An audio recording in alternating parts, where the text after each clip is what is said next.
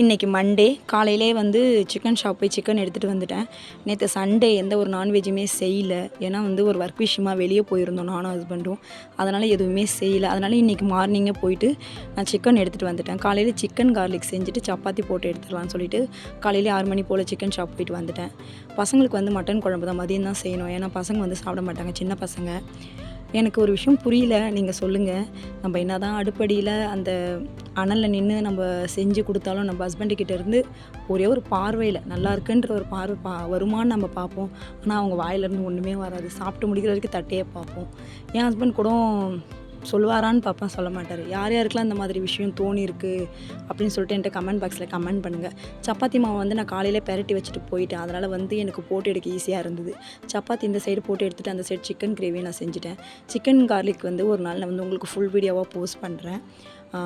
எனக்கு ஒரு 4 சப்பாத்தி, அவருக்கு ஒரு 3 சப்பாத்தி போட்டு